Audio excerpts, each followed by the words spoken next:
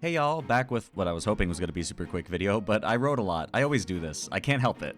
Anyway, I wanted to make a short video highlighting some of the releases of the past anime season, because I noticed that any YouTuber who talks about seasonal anime tends to do it in the same way. Hey everybody, I'm the anime guy, and I watched every anime this season, and here are the best ones! And then they show you a list of shows with sharp editing and great production quality, but when you think about it, these videos are inherently a bit flawed. They always release somewhere in the mid-season, and therefore could only really be talking about the first 1 to 4 episodes at best of each show. They're telling you that these shows are good, but what they really mean is that they start good. And I would hope the first couple episodes of a show are good. These are the episodes meant to sell you on a new experience. There's nothing interesting or hooky here, no sakuga, no interesting plot or engaging characters, then what's driving you to turn on the next episode? First episodes need to put their best foot forward, and there are plenty of shows that make that excellent first impression and then run out of steam further in.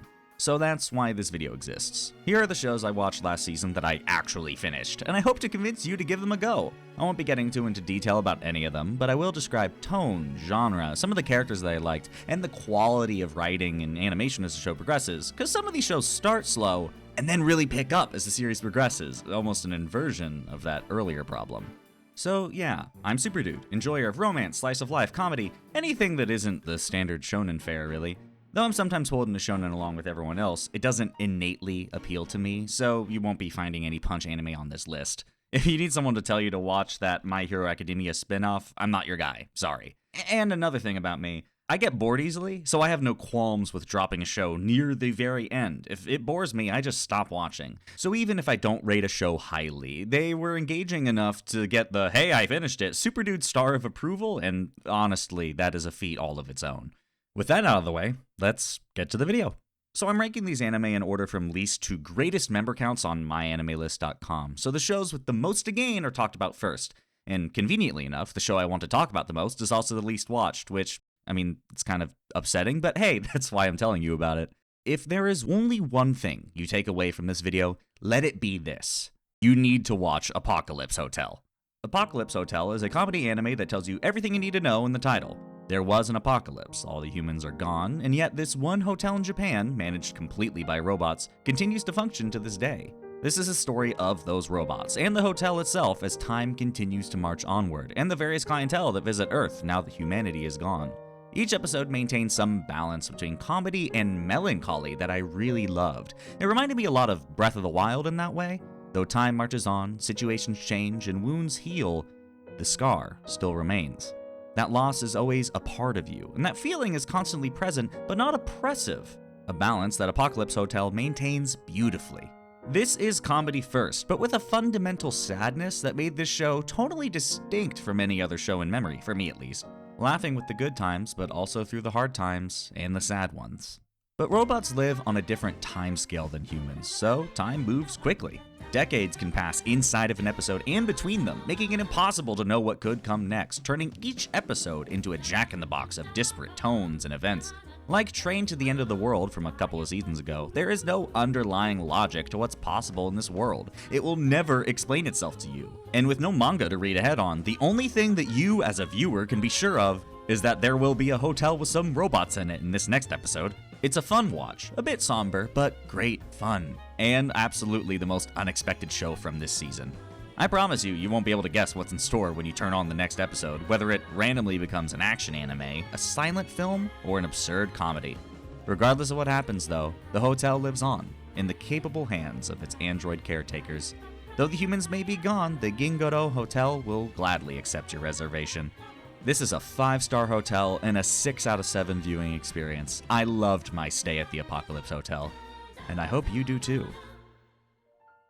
Next up, A Ninja and an Assassin Under One Roof, usually abbreviated to Ninkoro, is a comedy anime that also tells you everything in its title. We got a ninja who ran from her village and is now being hunted by her clan for abandoning the creed, and a no-nonsense assassin who proves an unlikely ally to this ninja. Turns out this ninja girl has the ability to turn nearly any object into leaves, which is super helpful for disposing of corpses and evidence. Thus, they depend on each other to survive and/or do their murders effectively, and over the course of the show, slowly develop a bond of friendship. Or perhaps more. These two are great foils. The ninja Sadako is a bubbly and good-natured girl, but is terribly stupid, and an awful ninja at that. And Konoha is a ruthlessly effective assassin that solves almost every problem in the show as soon as they appear, but is emotionless and struggles in the one area of murder that Sadako can help with. So this unlikely pair are bound by fate to commit their murders together, and it's great fun. The show is comedy first, with snappy editing and lots of blink and you'll miss it gags, but it's also willing to slow down and get a bit moody when the moment calls for it. Ninkoro is a dark comedy, maintaining a knife's edge between treating murder as a funny haha thing and properly thinking about the consequences of an assassin's work. And though the show begins with a completely goofy premise, it just continues to impress, continues to grow in quality, with almost every episode feeling like a step up from the last, both in terms of that comedy and narrative, as we're allowed to see more and more of these characters' inner thoughts, and the comedy walls come down to let the viewer in. Kaguya-sama does something similar, and though that show goes way harder into its drama compared to Ninkoro, it is a narrative turn that I very much love. A bait and switch where they bring me in with comedy, and then what's this? Emotion? Character development? Calling it a bait and switch is disingenuous. It's more like bait and feast at this point. Ninkoro can be a bit juvenile at times. I didn't care for the boob episode personally, but my god, it can produce some really impressive emotional stakes when it wants to. Even in the boob episode, as you can plainly see, absurdity and sincerity in equal turns is the point of Ninkoro. These two are pretty tried and true archetypical characters, but it's great fun, and it really sticks the landing at the end, delivering on both the comedy and drama it promised over the course of the season. Ninkoro doesn't ask too much of you. A decent junk food anime, but with just enough substance to delight. An unexpected 5 out of 7. If you like an absurd dark comedy with shonen yuri sensibilities, then you should get while the getting's good. Alright, let's shift gears. Shōshimin series is an excellent show that's a bit of a hard sell. It's a mystery series following the two leads Jogoro Kabato and Yuki Osanai, two highly intelligent high schoolers with some antisocial personality quirks who are attempting to live ordinary lives, hence the English title, How to Become Ordinary. The issue is, both of them can't help but continue their old antics, Kabato being an excellent detective with a sharp eye who's in it for the love of the game, characterized by the fox, and Osanai, a little lady with a huge temper, a capacity for destructive manipulation, characterized by the wolf. The first season is pretty slow and unconnected as it works on establishing these characters, with the mysteries also staying relatively mundane until near the end. I enjoyed the first season a lot, but it's a bit of a hard recommendation because, don't get me wrong, the characters are great, you'll likely never see another person like Osanai in an anime, and the animation is stunning. But it's a soft-spoken show, very subtle, slow as a rule. I would rarely call what happens in the first season exciting, though it has its moments.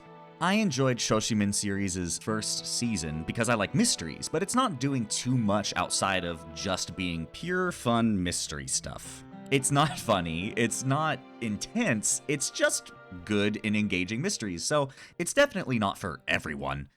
But then this second season came out and wow! With the benefit of this second season, it is now obvious why season 1 was structured that way. It laid a solid foundation for the characters before season 2, which begins with the status quo already ruptured and getting increasingly unstable as we're dropped into a mystery that spans nearly the entire season. Can you keep up with the clues? Can you figure out what's going on? Who is the culprit? And who's going to solve the case? The character writing continues to be exceptional, and is allowed more space to grow now that there are more characters to interact with. The first season only had 3 characters, really, but these 2 additions add so much more color that helps show why our leads are so exceptional, but again, in a very subdued tone. When it comes to the mysteries, there's always a big scene where all will be revealed, Sherlock Holmes style, but the character drama rarely gets explained. You need to pay attention to these characters and figure out why they're acting the way they are, which is super enjoyable because they're all so distinct. Osanai continues to delight and be a menacing presence, which is impressive for someone of her stature, and Kabato has his moments too. They've both grown from the last season. They've let go of that need to be ordinary just a bit, which causes them to, at times, act a little deranged, and I love that for them. And because the show is so subdued, it means the animation can really go crazy when it wants to, taking advantage of that slow pacing to create some stellar works of art. The opener is a premier example of this. Each new sequence is striking and beautiful, all on its own. This season may honestly be a 7 out of 7 for me, where the first season was more of a 5 out of 7, but as a complete package, it works really well, and I recommend it if you can stomach a slower pace.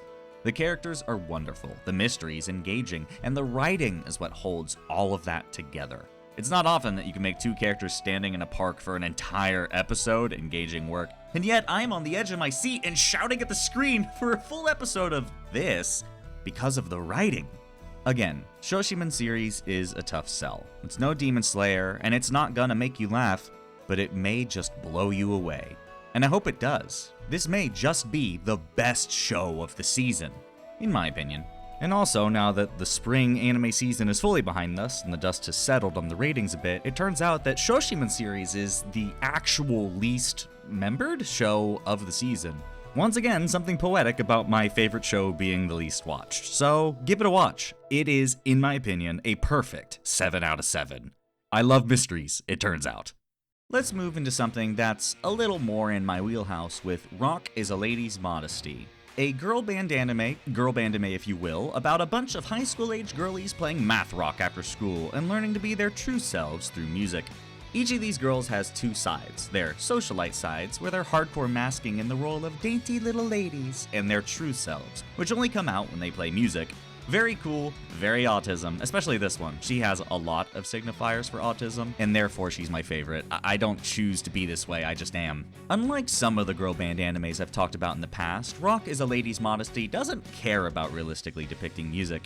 In fact, every performance writes this curious line between grounded in the real world of the characters as they're playing, and these surreal fantasies that Lily dreams up when listening to the others play.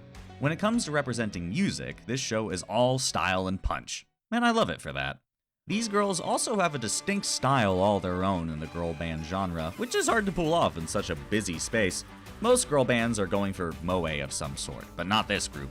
These girls are brash, crude, vulgar, and cool as hell, and that intensity shows on their faces, which honestly is the best single word description for this show. It's fucking intense, dude. Rock Ladies hammers into your skull that this show is not like other girl band animes, and it won't let you forget it. The show is enjoyable overall, but it does kinda drag in the middle as we go from our two leads to the full ensemble. This middle bit spends a lot of time establishing our new characters and the overall band dynamic, which is important for plot reasons, but the bulk of the show's charisma is found in those excellent performances, so it's a shame to be without for so long, but I may just be spoiled by other girl band animes. PSA, watch Girls Band Cry if you haven't yet. But once the band is all together, the energy is infectious. The show ends strong, making good on its promise of an all-girls rock band that's willing to burn the house down in pursuit of a good show. Of a good thrash, really. During these jams, the animation switches from typical 2D to CGI because these girls are actually motion-captured performances from the real-life J-rock band Band-Maid. And all the music in the show, from the concerts to the title tracks, are Band-Maid as well. So if you liked anything you heard, look them up. They're awesome. Anywho, despite that middle drag, the show ends strong, so I recommend it if you're into girl band animes, though I will admit, there are a few girl band animes like this one. From the way they're drawn, the way they talk, and their absolutely metal performances, this is a standout in its genre, so it's one to see. Perhaps it'll awaken something in you. Well, honestly, it could awaken multiple things in you. There is a show-spanning metaphor throughout of music and playing music with others representing sex, so it's got a little bit of raunch to it if you're into that. Watch this show if you'd like some metal in your life with an anime that's super against convention. Oh, and the theme song is probably the best one of this season.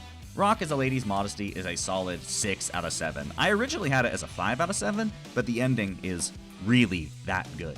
I hope this is just the start of Rock is a Lady's Modesty. I am super looking forward to more if they make more of it. The music was great. On that alone, I hope to see more. Aharen-san is Indecipherable. That's the name of the show, but it's also the truth. This is a romantic comedy where our main character, Raido, tries his best to both understand and support the smallest girl in high school, Aharen, and their relationship quickly blossoms from there. It's a comfortable show, with the characters just kinda going through the motions of high school, paired with oddball sitcom stuff due to Aharen's antics and Raido's incredible imagination. This is a weird one. The second season just wrapped up, which introduced some new characters, but overall it's very similar to the first season in terms of writing and tone. Each character exists to tell one type of joke, and if they come into view, you basically know what sort of gag you're in for. Raido overthinks things and overcommits to the bit.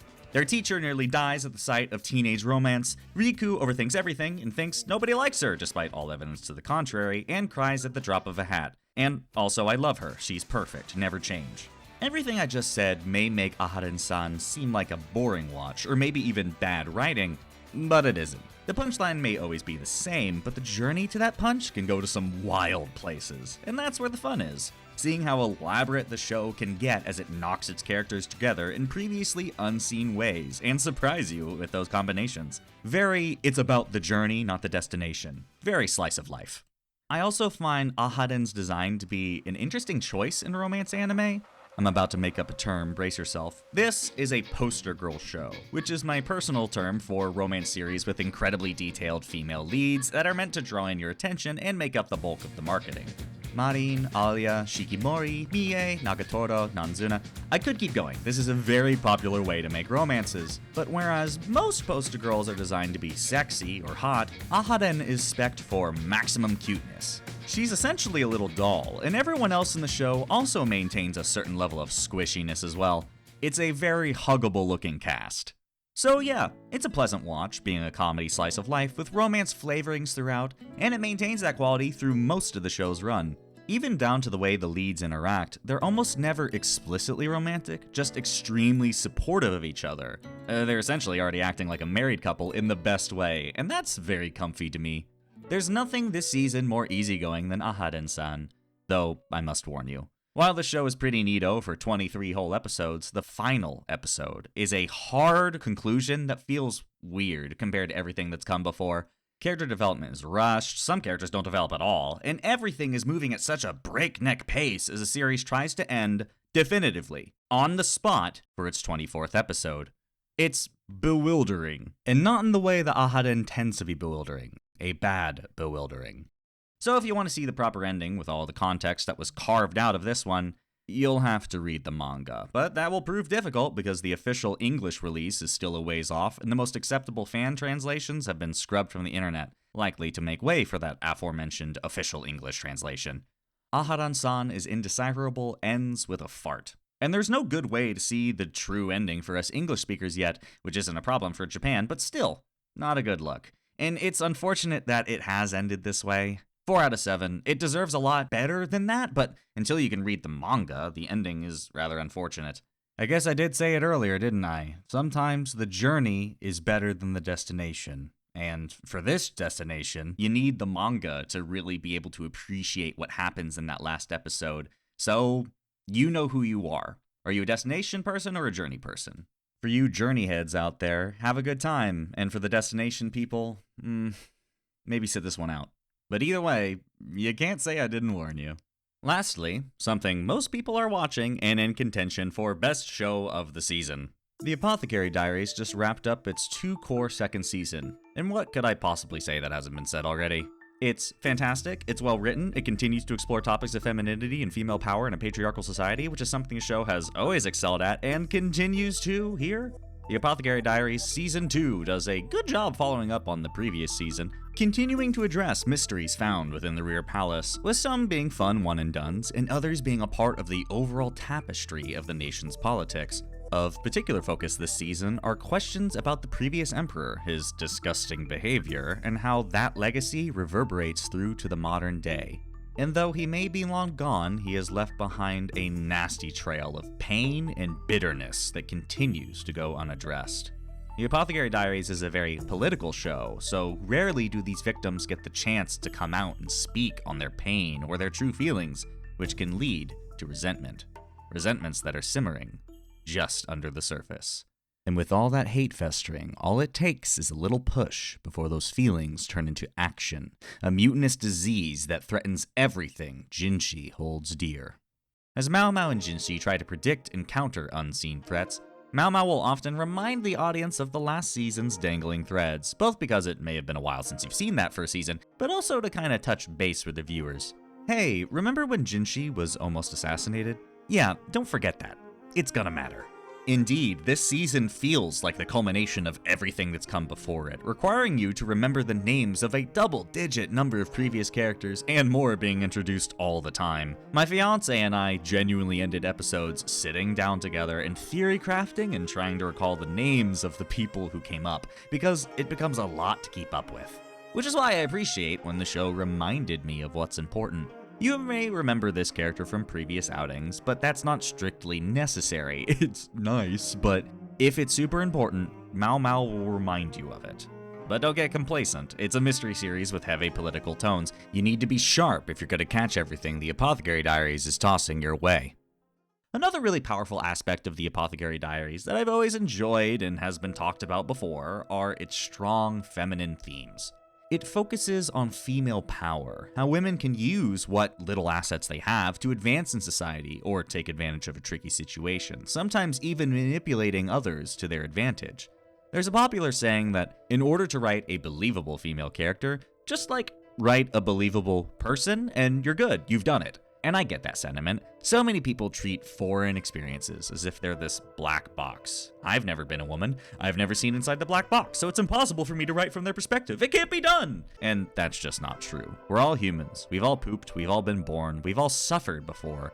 We're more alike than we are different, but I do think that difference can be crucial in certain stories. Yes, I can write a person, just a general person, and later decide that that person is a woman, and that would work. But that doesn't necessarily mean that character would act like a person who lives in a society where the opposite sex holds more power than them. The person who knows they can't just say what they want because they can easily be thrown away by others. But this society does value one thing about them. It values their body. It values them as an object. So they lean into that fundamental injustice as a way to make their life better.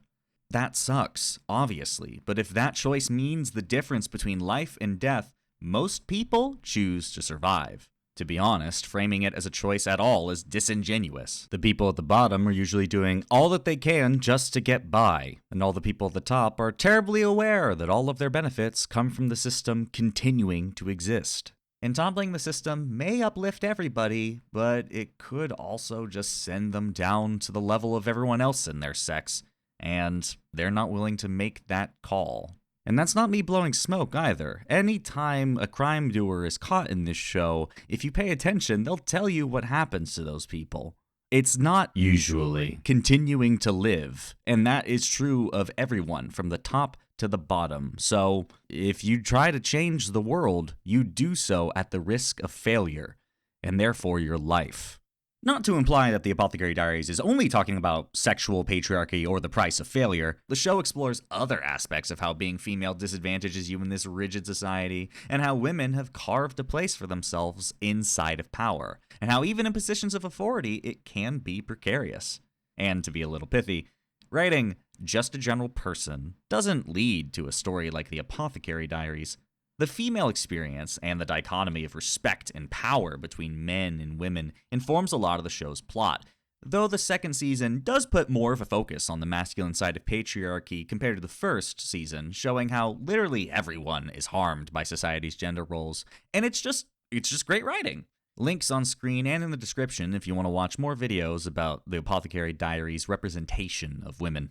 In summation, the Apothecary Diaries Season 2 is just as good as its first season, but bigger. A mystery that simmers throughout the entire season, bringing in characters and information across 48 episodes of TV and digging down into some of the sources of this tragedy. It may sound like a daunting watch, but it's absolutely worth it, obviously.